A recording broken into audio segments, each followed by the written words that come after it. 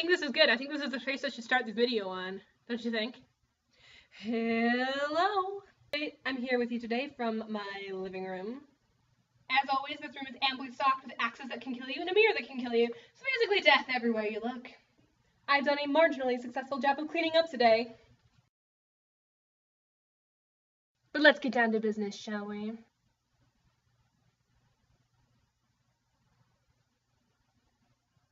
What you've just witnessed is called uncertainty. It means I can't decide whether or not I finished my second draft. I mean, you hear people talking about all the time how they get through multiple revisions before they get to publishing.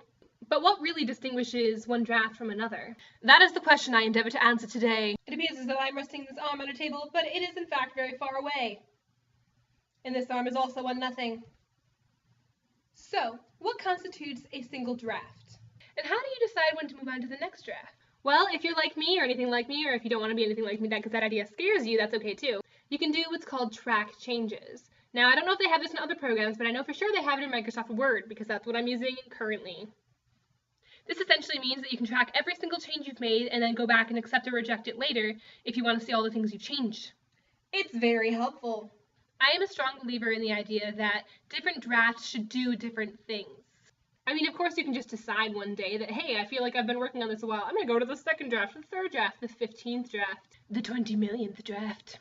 But in all reality, what really dictates a different draft? I believe that a draft should constitute a certain set of changes. And I only believe this because revisions need to change specific things.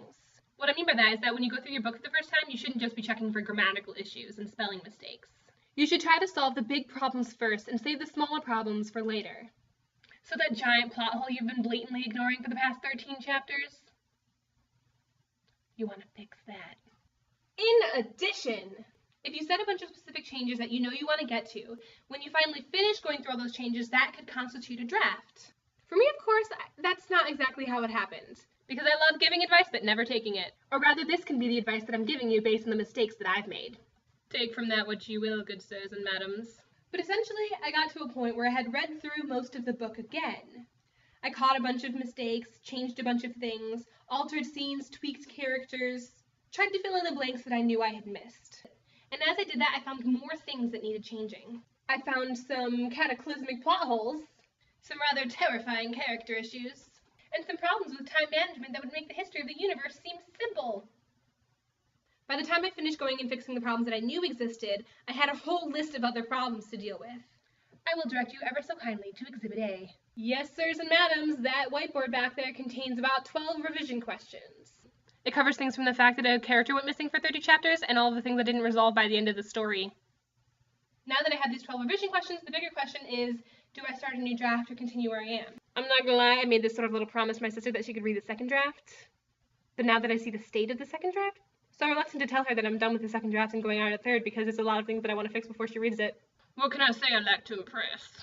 Psst, don't tell the 6 people that are reading the first draft that.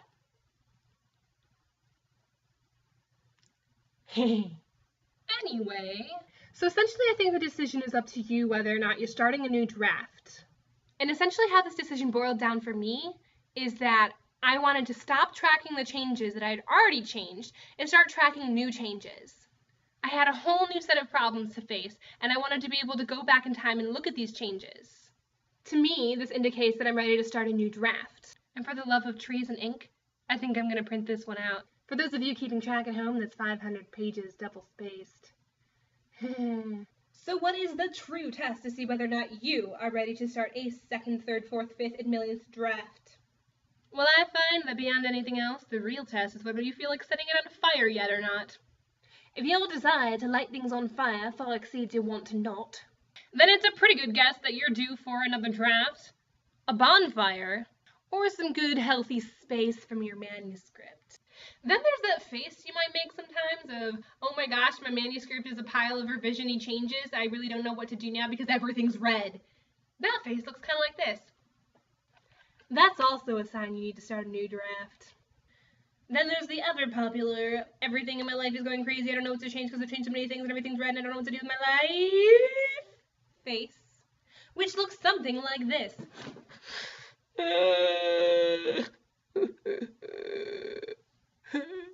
Everything's changing. everything's changing. If you want to set your manuscript on fire, you probably should start a new one.